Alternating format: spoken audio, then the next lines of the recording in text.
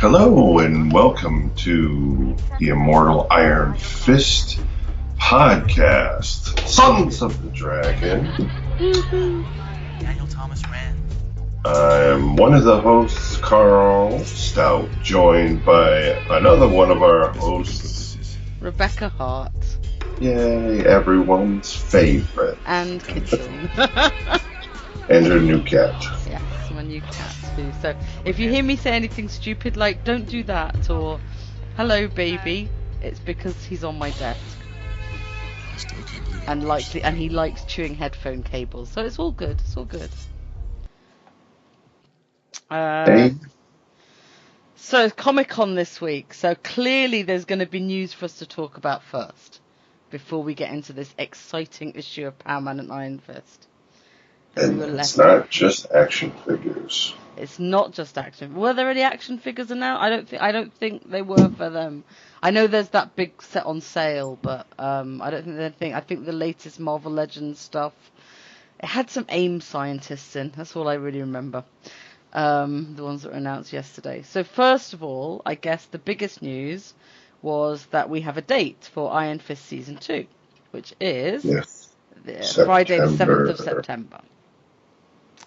So, probably a bit earlier than we expected.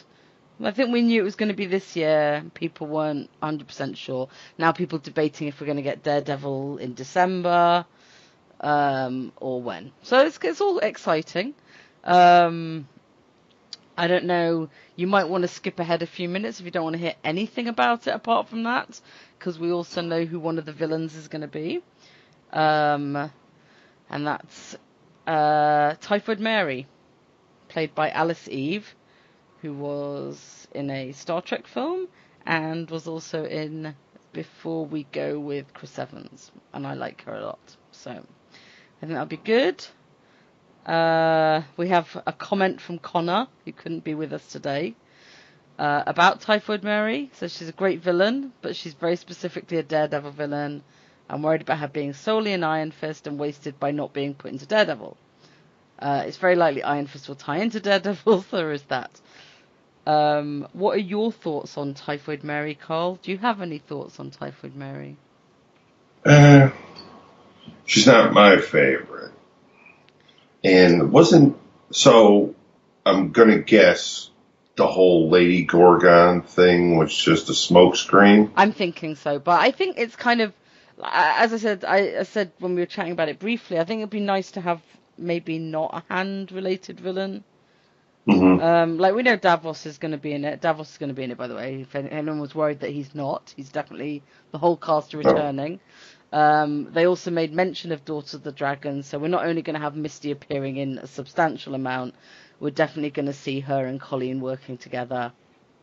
Mm-hmm. So it looks like it's all beginning to go a bit more comicsy. I mean, like, I said it to Connor at the time as well. I mean, like, we got to remember where we left off Danny at the end of Defenders. He's kind of looking after the city for Daredevil, so it makes sense that he'd get a Daredevil villain. Right. Because, and you've also, like the way that the Netflix shows have previously been done is they've kind of been split into two halves of like deal with one villain, deal with another. And we also don't know that he's going to deal with her enough for her not to appear in Daredevil. So there's a lot we don't know. And having them shoot at the same time means there could be a lot of, not subterfuge, but you know what I mean? Like, she could easily be in Daredevil as well. We just don't know. But, I'm looking forward to it. I've tried to take the day off work, which I forgot to do for Luke Cage Season 2. So, which I feel terrible about. Just don't worry. It's the only one I've not taken the day off work for, because I usually have to give them months of notice, and this time I sort of emailed straight in and was like going, "It's Iron Fist, can I have the day off?" So hopefully I will. Oh, they understand. The person who does our schedule is a big Marvel fan. So there you go. Get your in. Yeah. And usually people are quite good about switching shifts. So that's the first bit of big news, and we would love to hear anyone's thoughts on that. The second bit of big news is that we are getting both an Iron Fist and a Daughters of the Dragon comic. Hooray. But they're going to be like the new Jessica Jones one that came out, that was stealth published last week. They are going to be double-sized issues that appear monthly on Comixology, so the digital only, double the size of normal, more expensive than a single issue normally. But then, as soon as the third month's over, they drop as a trade in paper, obviously. So it's kind of little experimental new publishing thing.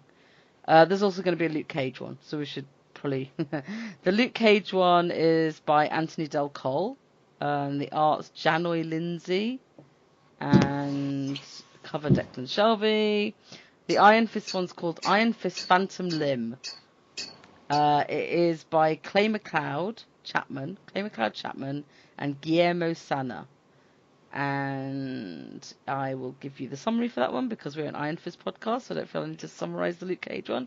A darkness is spreading through New York, something evil that preys on those who believe in the supernatural and the occult.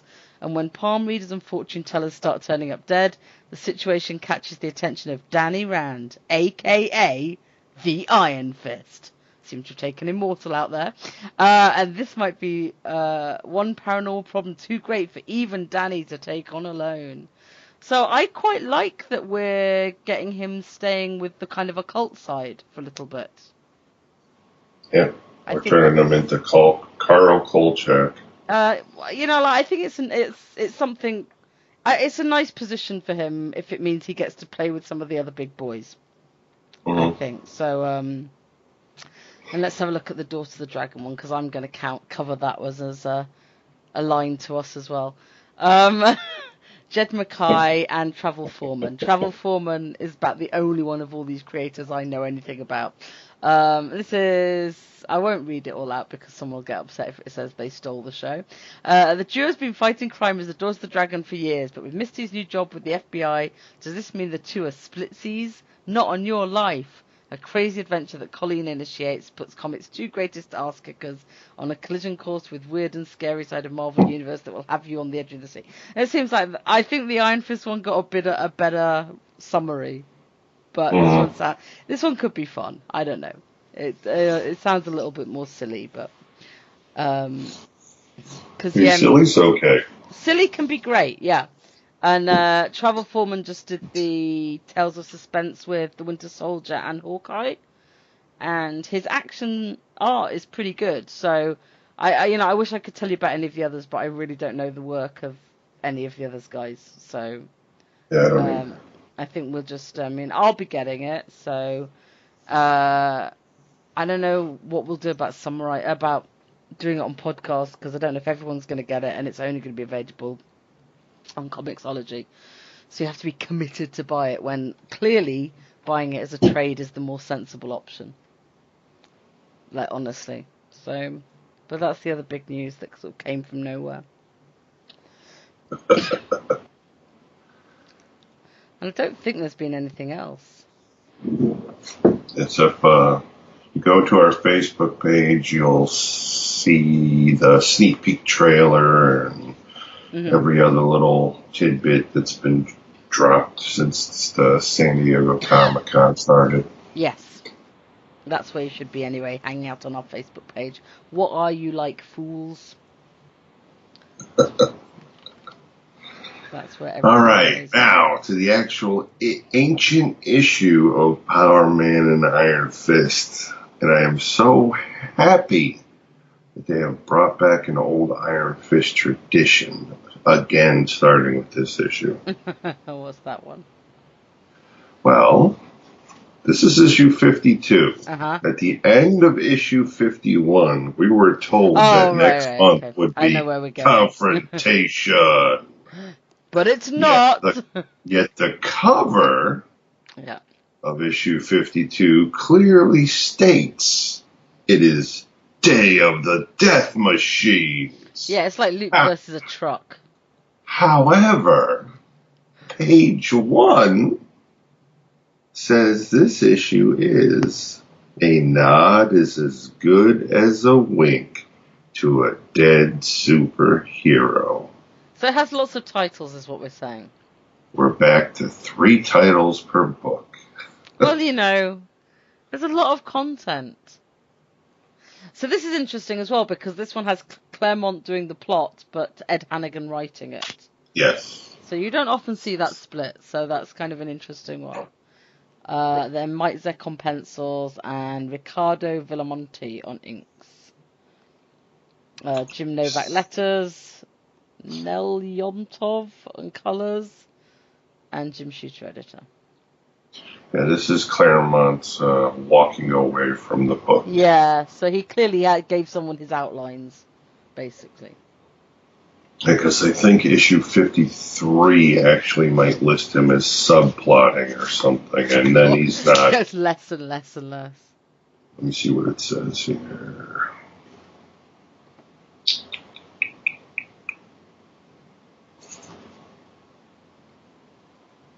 No, it still says plot. All right. So, as Rebecca said, the cover is Luke Cage versus a vehicle. He's shoulder checking himself into the front grille, lifting it right off the ground, and the engine exploding out from under the hood. Very dynamic cover, almost three-dimensional. Yeah. Great artwork. Big red road. And on page 1, we have the very large and in charge, also dressed in green. Mm-hmm. Green must have been very popular then. Must have been a cheap ink that month. Oh yeah, he's back where we were before. Don't move a muscle or the little lady gets it. That's Joy. So, Rebecca Joy's penthouse. She's got a gun pressed to her head. Iron Fist is held captive by 2 goons. And the big boss man wants to find out who's cut into his business, and he has no move to take any bull. Especially from superheroes. Who are known for their bull. And Wacky number 1 is like, hey boss, I can kind of feel him tensing up. That sounds very dodgy.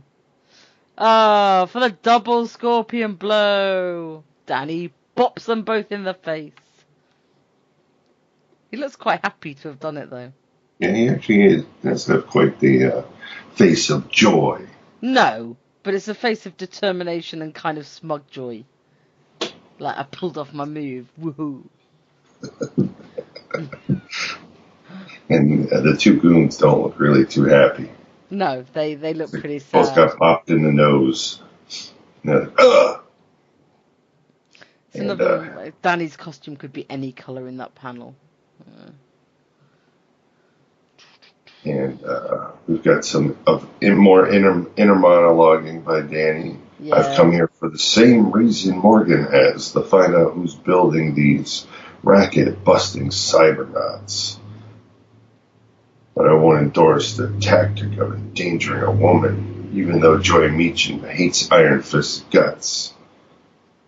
I won't have her blood on my conscience. So whack! He kicks the trophy or a statue. It's like a monkey statue or something. It's weird. It is. I don't even know. I don't even know.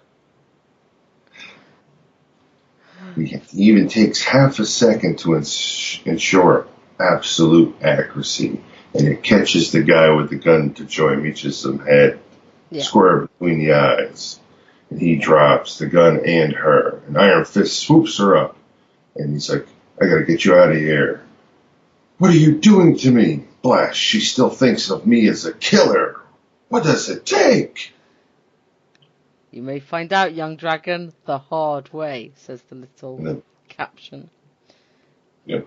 After the jive turkeys, I'm through being civilized. So you have to kill them to bring them back, then kill them. And we cut to the next room where Danny's barricading the door, saying it won't keep them for long, but it should delay them. Give me time to get you to cover, Miss Meacham. And what did she say? How noble. Hero. And she's still angry. Yeah. And then she's like, she can look after herself. As far as I'm concerned, you're as much threat to me as Morgan's killers. You're as a killer too. And he's like, I'm sorry you feel that way, while like ducking out of the way of a gunshot. Yeah, gunshots blowing through the door. He just barricaded. Yeah. Or he's had enough of her crap. He gives her the Vulcan nerve pinch. Yeah, he pretty much gives her the Vulcan nerve pinch and says, sleep well, Miss Meacham. And then a moment later... Smash! The goons break through the door that Danny had barricaded. Yeah. And they see Danny running up the stairs with Joy Meacham thrown over his shoulder. They reckon she's fainted, so they say don't bother shooting, and he realises the only place he's got to go is the roof. Right. So he's trucking along with Joy over his shoulder, and they're like, damn, how can he run so fast carrying someone? And then you find out it's fake. It's just apparently a wig and a... Yeah, I don't know whether we found a quick wig, but whatever. Yep. He did.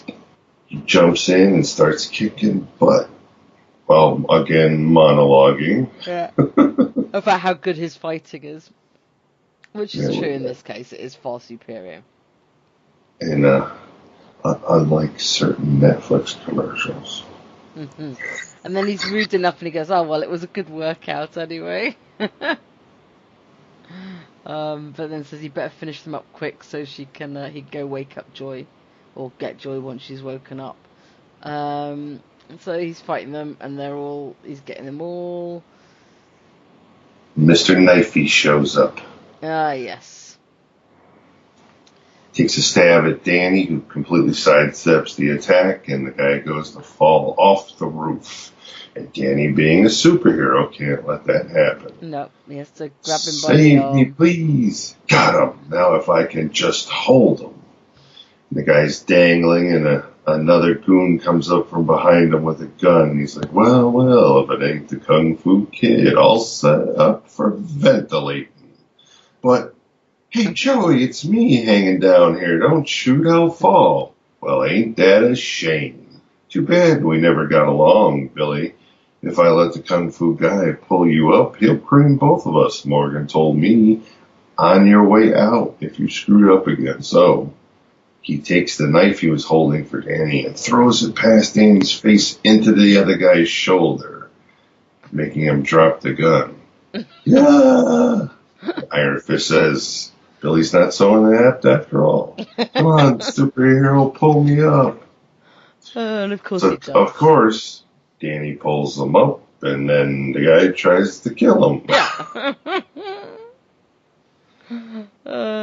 So they have a fight. So Danny lands a quick blow to the guy's chin with his foot, knocking him out as he almost falls off the roof. He pulls himself back on the roof and goes back downstairs while our big boss man is inner monologuing. Yeah. It don't add up. That Joy Meacham straight, not like your spineless Uncle Ward, but I've done business with him. He's not slick enough or smart to pull off that robot scam. And ain't that fancy pants Iron Fist dude showing up? My street ears told me he and Cage were asking about the robots too. I ain't heard any gunshots yet. Morgan! Oh no, I should have guessed. You got it. Your high-priced gunslingers blew it badly. I've got a piece of information for you and a piece of advice gratis.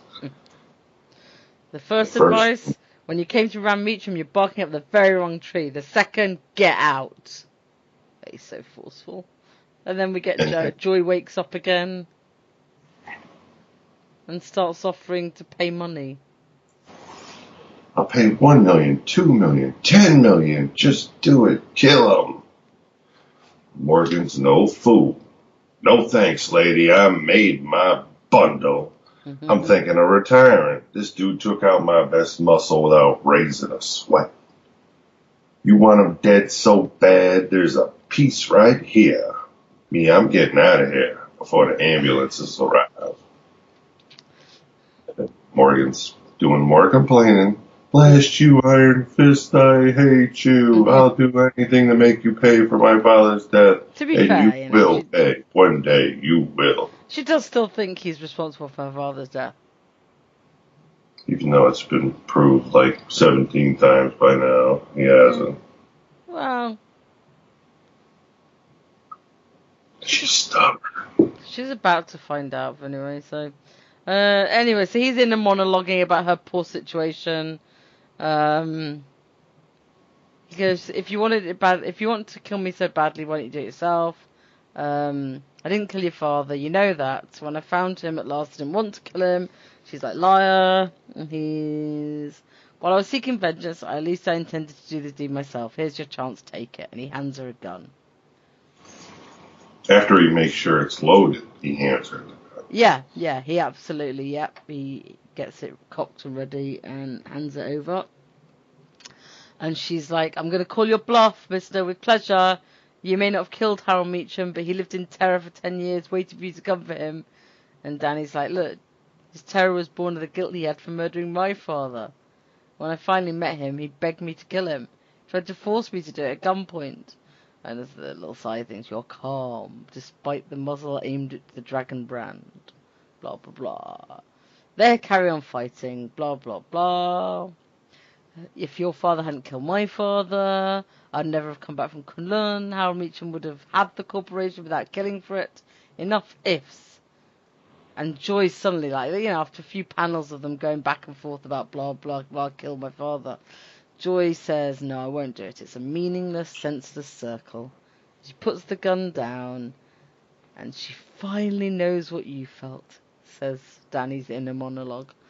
Well, not in a monologue, but caption. And they hug. Well, they don't hug. I think she just collapses on him in tears. Yeah, she breaks down. Yeah, it's less of a hug. But he seems to awkwardly put his hands around her. You know, look very... and each half of Van Meacham can finally accept the other's existence, says our caption. Yay. Aww. And then we switch to... late evening. Nightwing Restoration. On West 72nd Street. In the quiet darkness of the Nightwing Restoration's office. Oh, we got Luke. What's he doing? Technically an employee of theirs. He's going through the books trying to figure out what has happened to Misty. All he can find is the word Shreve written in her appointment book. Simon Shreve, I know him. If Misty thought he has something to do with our case, she might have gone looking for him and found out she was right. So then we go to where Mr. Shreve and a lady friend are walking down the street, and Luke's in the background. Shreve! Hey, bro, mind having a little rap with me? You know, the weather, the horses, a certain lady detective we both know. Luke Cage, Power Man. I'm not playing no games with you, dude. Not while I can just split while he makes for his giant purple Cadillac with leopard skin. Oh, yeah, it's fully hideous. So he gets in the car and he guns it straight for Luke. And Luke's not even sure if he can handle the blow of this size car.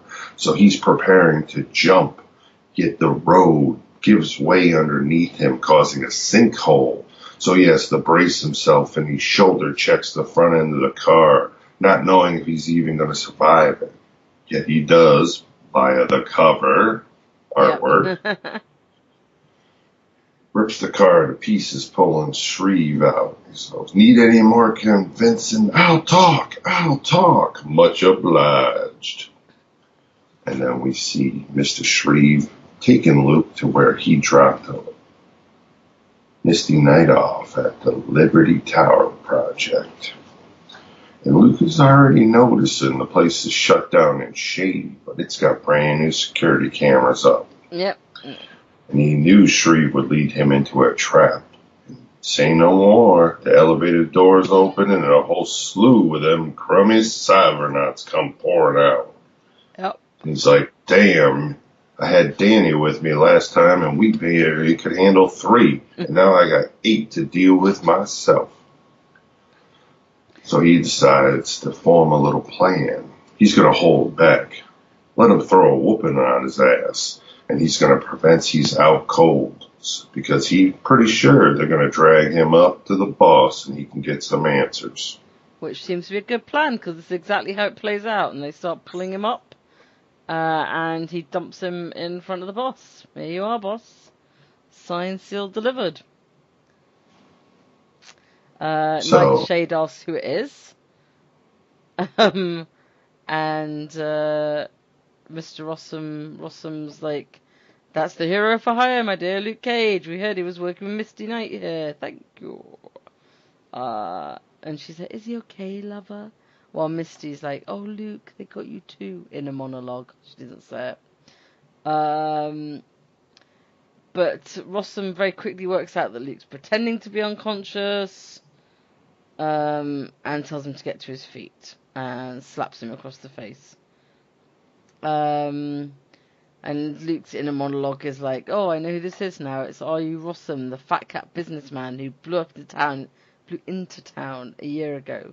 No one knows where from. Blah, blah. And he's super strong, apparently. Apparently. Even impressed Luke with his backhanded blow. But that's not stopping Luke from springing into action. Yeah, straight into Power Man ain't holding nothing back. So he goes straight into the goons, but this time he realizes instead of busting up his hands trying to bust them up, he's just going to grab one of them and use them as a weapon. And he starts smashing one of the goons into the others, making them fall apart. And Daddy Nightshade says she's going to sneak up to the console, or in a monologue, gets upset about him beating up her babies, and says she's going to sneak up to the console, but Misty grabs her first and says, no way I'm letting you get to those controls, and Nightshade starts whining that Misty's hurting her. To Chunky Poo. Yeah, I left that out, it's hideous. So, no problem, my dear. So Rossum comes up behind and grabs Misty. Yeah, but she's like, he's in for a surprise. I've got a bionic right arm in his fat gut. But she tries it, and he doesn't even feel it. While Nightshade hits something on the control panel. It says a stud, but let's not go there. As massive steel doors slide open to reveal, Lord, 2 more monsters. robots. Real mothers, too. They must be 9 feet tall each. I sure hope they ain't rigged to talk, too. I love the caption that says, they're not, Luke, but that's the least of your worries. As he, of course, tries to punch one. He's like, no good. The same deal as the robot thug, except these bruises are harder. One picks him up by the shirt, right hooks him dead in the face. Ugh! But doom! One punch sends Power Man flying across the room, out cold on the floor. Nightshade's like, that's enough, big boys. Fine job. Now we'll take permanent care of both troublemakers. And the robot and Chunky Poo drag or carry Luke and Misty outside. And now, a short time later, 2 automobiles leave the Liberty Tower hideout. It's a quick trip over the George Washington Bridge to the New Jersey Palisades, because that's where you dump a body in New Jersey. It's like a fact. Stretching 12 miles along the Hudson, these sheer rock walls rise about 350 to 550 feet over the river. It's the spot for a cliffhanger. And she's having them load them into another car and buckle them in. They're both unconscious, but Misty wakes up and, to no avail, is stuffed into the car, shackled in, and pushed over the edge so hard the air actually takes flight from the robots. One mighty heave sends the vehicle flying off the cliff like a 4-wheeled rocket. It arcs high, and Misty and Cage and a couple tons of Detroit iron plummet towards the bottom of the river and doom as Misty is screaming, "No!" But Next, Iron Fist. Fist uncaged. Hurrah! So that's a pretty good issue. Yes. Bit silly, but yeah. It's quick. Very it quick. has action. It is coming together as what is actually going on. I think we're getting some hints on Mr. Chunky Poo there. We have the resolution with Joy. Yep. Artwork is decent. Not the best, but nowhere near the worst. Yes. I like these initial issues when they're sort of getting the team together kind of thing properly. And it just it flows. It doesn't stop. There's no dead pages in the issue where it's like, why did they throw this? It's just filler. Yeah. It's a story from start to finish, and it works. And yes, it unfortunately is dated, but... Yeah, but like you can't read a comic that isn't... Like, you can't read a comic that's dated and not expect it to be dated. Do you know what I mean? It's like... You know, it wouldn't be written like that now, and it probably wouldn't be quite the same as that. But I actually think it holds up quite well. Mm-hmm. There's a lot of action, and... You know, I mean, yeah, it's fun. There wasn't too much to laugh about, to mock. There was no shirtlessness. I think I should point that out. Don't worry, Rebecca. There's always next issue. I know, yeah. I always get it mentioned. So you know, like I figured I should note in this case there is none. They're just in their actual costumes. I was just disappointed at the lack of jumpers. We'll have to find some more clothes that we all call different names to throw in there. Yes, I even had some stuff to go with, and Connor, unfortunately, is still sick, so I can't bring up the fact that I was watching a YouTube video on ramen noodle hacks by a guy in Australia, and he's calling the flavor packet, or pouch, as we call it here, a satchel. We call them sachet. Which I found interesting. Yeah, we wouldn't call so you're I can't even talk. So we're pouch or packet, you're sachet, and they're satchel. Seems like I've not heard of the satchel, but I'm perfectly willing to believe it.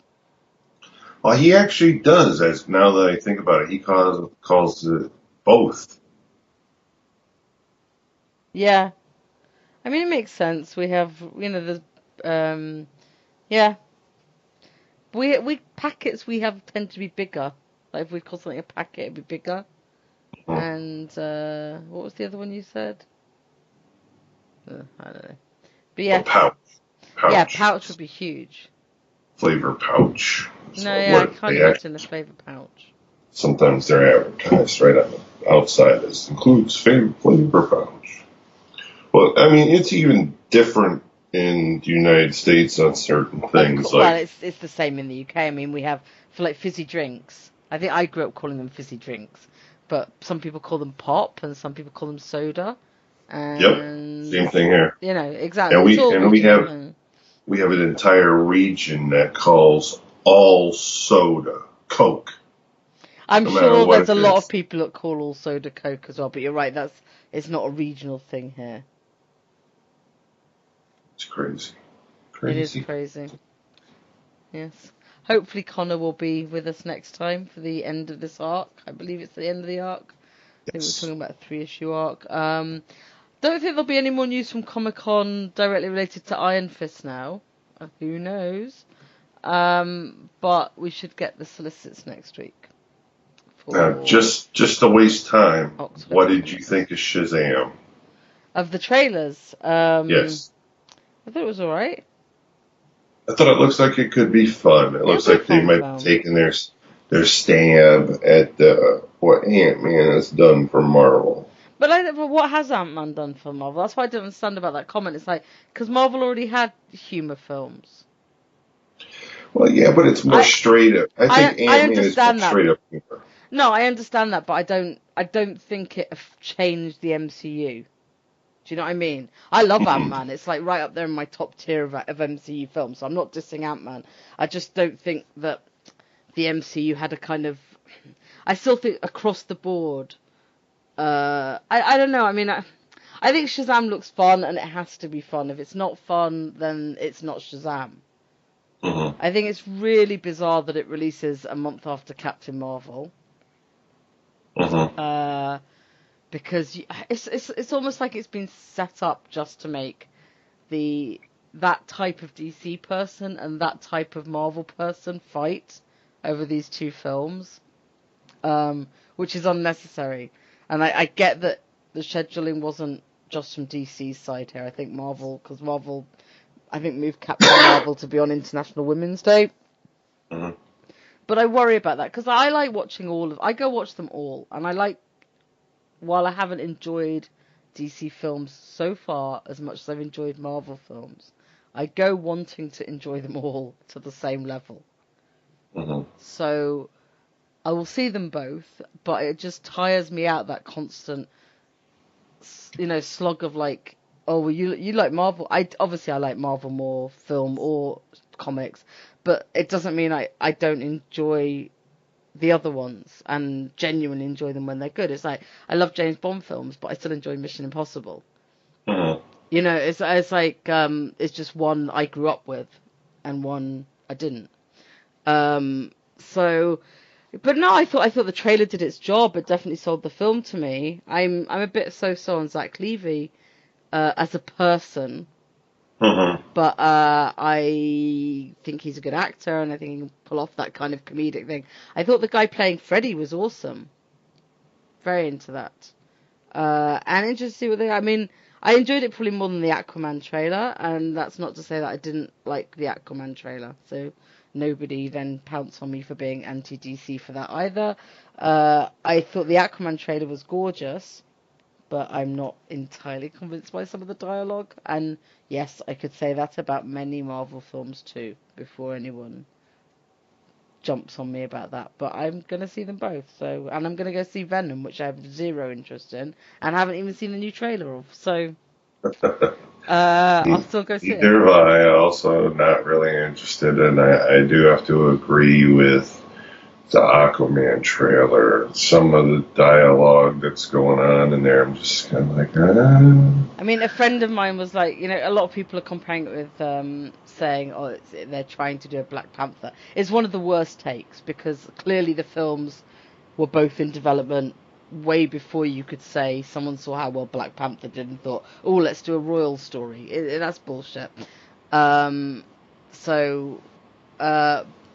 somebody then commented back that it was a bit more like Thor 1. And dialogue-wise, it felt a bit more that way. But obviously the effects are gorgeous. The underwater stuff and the crocodiles and the seahorses. I think I'd be on Orm's side, is all I'm saying. mm-hmm. But I'm massive fan of Patrick Wilson. So we'll see. Again, I will go in there hoping that it's just a bad trailer. Or not a bad trailer, but it's a trailer that highlights lines that they thought were quips and I thought were a bit cheesy. Mm-hmm. Because you're seeing so little of a film, it's hard to judge, and it's really hard because the MCU's been so successful, for better or for worse, but it means that I don't know how much people are cutting together marketing material to try and say these are the bits that are the most MCU, but they're not. I don't know. But I'm going to go in there and see it and hopefully love it. And hopefully it's a whole new world for the worlds of DC, as they are now called. Mm-hmm. Instead of the DCEU.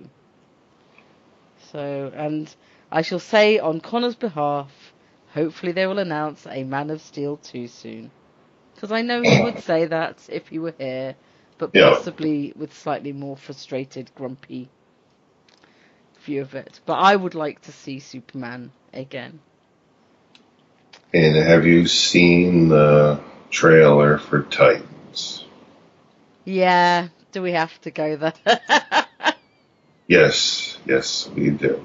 Now, I want everyone to understand I am also a DC fan. I am a huge Batman fan. I don't read all 27 books that he's in every month. I usually just hunt and peck for whatever I think looks interesting. I have not read every story. I have just always been a Batman fan from back in the 70s. Watched the 66 show with Adam West on reruns and all that. Yeah, I'm And probably kind of there with you. Like, the Adam West Batman was definitely my introduction to it all, and I've always been more interested in the Bat family dynamic. mhm, Like, so I used to, when I worked in the library, I kind of kept up by reading whichever Batman volumes looked interesting again. And then when I got back into it, it was through the time when Dick was Batman. mhm, So just after Batman R.I.P. And kind of stuck with that, and then it dropped off it again, came back to it again with Grayson. So it's always been. Now, I'm going to try and say this without making myself sound stupid, but there's always been the Robins, because I'm not going to talk about it in terms of Dick, but I guess that's been my, like, that's what pulled me in, because Batman's a little bit too edgy, dark for me sometimes, mhm. whereas I really like how he has to interact with this family he's made for himself. I'm less interested in the, oh my god, I've lost my parents, and more into the, how do you make yourself a family. Same as I am with Danny, in many ways.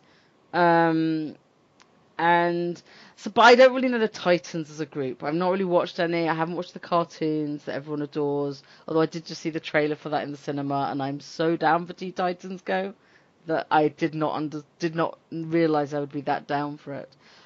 So I only know some of the other characters, like Beast Boy and Starfire. I only know them from various DC events I've read, or bits that have featured the Titans. And I don't know what to make about that show. I mean, I just don't know what to make of the trailer. I'm finding it harder to have an opinion about things. I just like, it's clearly going for an adult audience by trying to make it sort of edgy or cool or I'm sure it's just the trailer I'm sure that's just how they've made the trailer. The show won't all be in that tone, I would hope. But also, I can't get DC Universe because it's not available outside the US, so I don't really care. Yeah, you guys will probably just get it for free. We'll probably either get it for Netflix Yeah. or get it a year too later once the problem is that they'll have sold all the rights to a lot of their shows already to Netflix and Amazon Prime and stuff over here. Like, all the cartoons are on Amazon Prime, which is why I've not watched them, because I don't have it at the moment. And so they have to renegotiate to get all those rights back. I'm not just dissing on DC for saying it's not worldwide. I'm sure it's a huge issue with negotiating to get these rights back or have them run out. And it's going to be different for every country as well. But yeah, it's hard not to hear about DC Universe and just go, well, it's hardly Universe, is it? But I don't know. I mean, did it inspire you to get it? Oh God, no. As soon as I saw that trailer, I'm just like, why? Yeah. I mean, Why once again is DC deep diving into the dark, murky? and I think the problem is it's not that everyone wants everything to be fun and happy and comedy and all the criticisms that are always leveled at Marvel. It's like, I mean, at the moment, I think people do want to go and see fun films generally, Mhm. because the world is a pretty depressing place right now. But I think there's a tone in between. There's plenty of tones in between. I mean, all the CW shows are kind of fairly humorous. They all Mhm. have the quips and and like, most of them have been good for bits, not sustained, but it's the same with other TV shows. When you have that many episodes, it's hard to always have it on point. But like, This is, I think the problem I have with Titans is they're going to launch with just that one of the new live action things, right? As far as I know, everything else is going to be cartoons and older films that they've already got in the bank. And then we're going to get the other shows like Doom Patrol and Swamp Thing, and they just announced another one. And it's just like, I don't know. I don't know if that's the trailer I would have put out for the show. That's going to be the one that... But, you know, shed loads of people are signing up to it, so what do we know? But it didn't really grab me either. And then the other oddball DC revelation is Joaquin Phoenix being... the Joker film coming out next week, and film. it's coming out next year. Mm-hmm. I just do not need to see anything about the Joker ever. And like, I understand that that is honestly coming to you from like, I'm female. I think he's an abusive arsehole. I don't think he's funny or cool in any way. So I'm fine with like seeing him as Batman's villain the times I have to see him, but I don't go out and seek Joker stories. Right. So I am the toughest sell for a Joker movie, and I already know I'm gonna see. Like, as I said previously, I go see them all. I'm obviously gonna see it. I love Joaquin Phoenix; he's a great choice for the part. Mm-hmm. I just have zero interest, and I know I'm gonna go see it. So, but I have a cinema card. I should also explain to everyone: I pay £20 a month, and I can see as many films as I want. So I am not going and spending like, I think it's £10 a film here at the moment. So you know, I'm not going out. I'm not having to make the same choices some people have to make about which films they'll give their money. So when I say I see, if I had to pay for them individually, the ones I wouldn't go to would be Venom and Joker. I will say that flat out. All the other ones would still be safe. So. Wonder Woman 1984 is still good, right? Yes, I have one slight kind of... They said, apparently they said at the panel, it wasn't strictly a sequel. I don't understand that. Of course it's strictly a sequel. Yeah, It makes no sense to me. Like, it was like, just don't say it. And then went into this launch about, I don't like sequels because sequels this, that, sequels that. It doesn't really matter what you feel. It's a sequel. And now you've just confused, like, people. No, I'm looking forward to it. Like to see how Steve Trevor's in it. Looking forward to seeing them all in 80s gear as much as I'm looking forward to all the 90s gear in Captain Marvel. Yeah, I mean, I think we've got some good films next year. Episode 9. Mm-hmm. I'll get that in quickly while Connor's not here. I'm looking forward to it. I mean, I'm looking forward to them all. Next year, we thought this year was packed. I mean, because we also have Edge of the Spider-Verse. Did you see the trailer for that? No. The cartoon Spider-Man looks amazing, and that's November. Is that the one that's going to have Peter Porker in it? Yeah. Spider-Ham. Spider-Ham. Yeah. All right, now let's talk about the elephant in the room. Which is James Gunn. I don't really want to talk about it. I mean, we can talk about it in case as it's just happened, but again, go on. You say about James Gunn. You start this time. Someone apparently, I don't actually know who did it. I know Mike Cernovich. Some quick research, you can find out who took the time to go 8 years plus back in history to pull out some rather risque, tasteless, pretty much done for the shock value tweets that James Gunn put out. And they posted them all, which has led Disney, who give them credit or give them hate, because a lot of people are addressing this, that of course some people don't feel that he should have been let go by the Disney Corporation for what he did so many years ago. And other people have pointed out that he is now part of the Disney family. This family is the same family that just fired Roseanne for tweets, and they have a, no policy. If you do this, you're not going to be involved with us. And Well, apparently it's their people researchers pointing didn't out dig deep. it's so complicated. It's like James Gunn, before he ever worked for Disney, had made some offensive comments on jokes and stuff. Well, he says jokes. I can't judge this, on a website, on his own personal website, and he apologized for them before he went to work on Guardians. So it's out there. It was known. That was one set. Then apparently there's a set of tweets from later which he apologized for this week, and they're gross. Like, it's not funny. It's not funny even if you're trying to be an edgy guy, like, kind of funny. They are gross and, like, horrible. But he apologized, and they were still, like, we're still talking like 6 to 8 years ago that they were actually made. So I think he deleted the stuff on his website previously, and this week it's about tweets.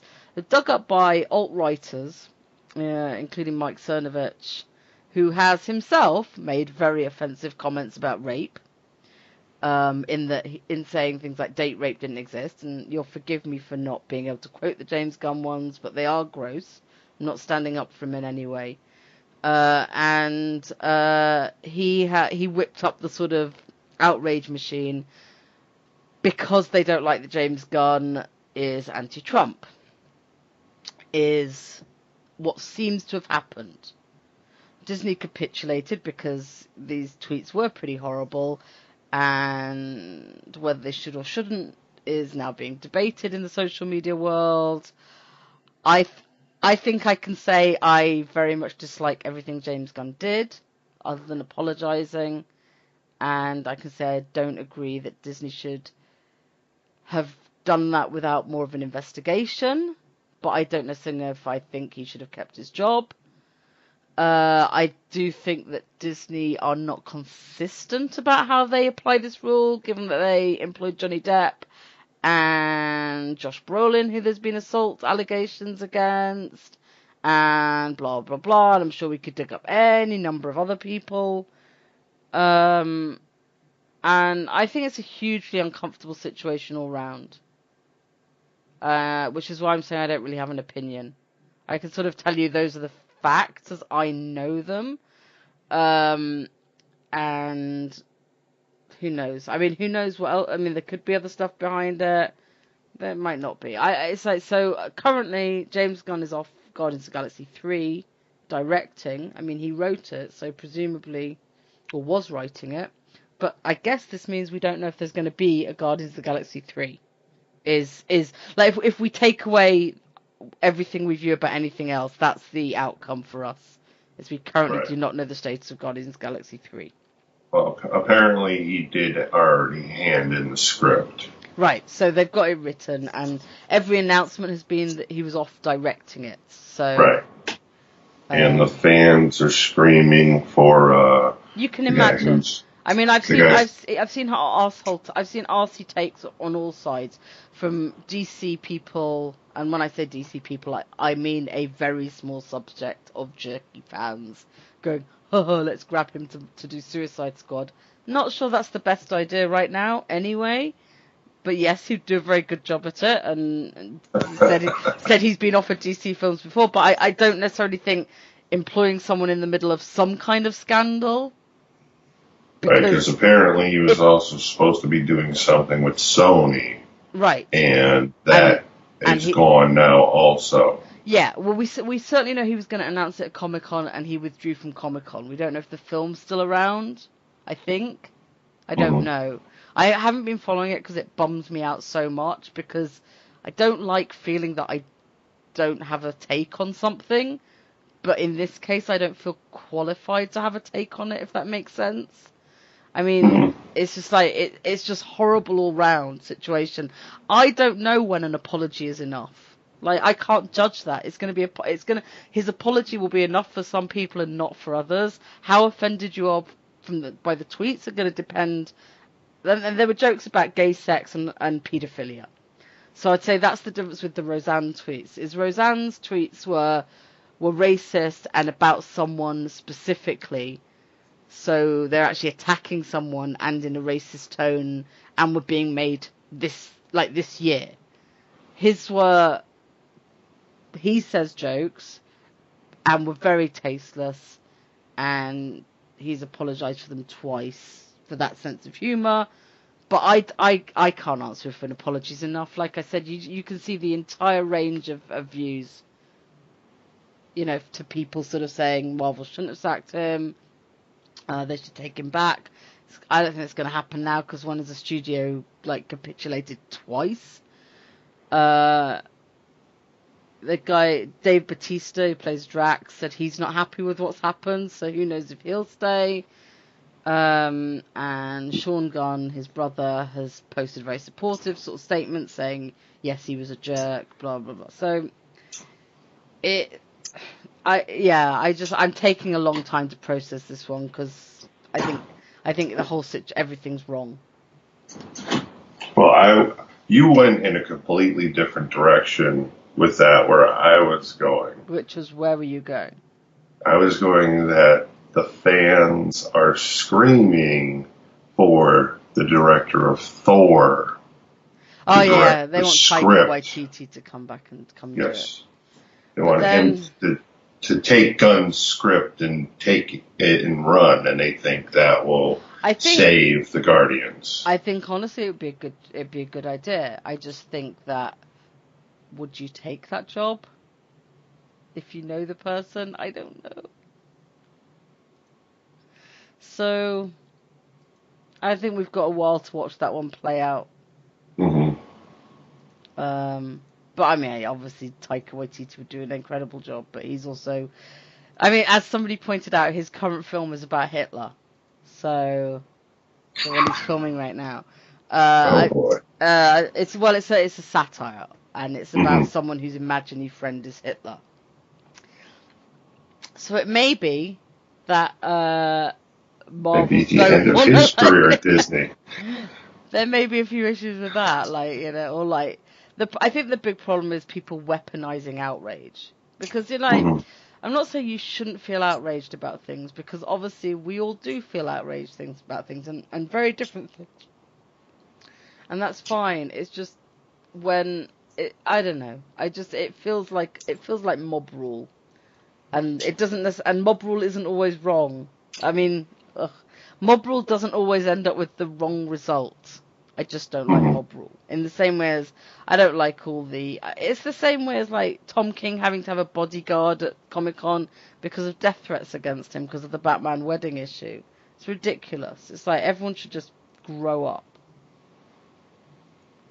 You Batman fans, don't worry. I'm sure DC's version of Mephisto will show up and snap his fingers in a couple of years. He did. It doesn't matter because nothing has changed for Batman currently. So, but no death threats to creators. If you don't enjoy something, don't do it. Don't read it. Don't go to see it. If you enjoy something, do. Don't worry about if other people enjoy it. Everything will be fine.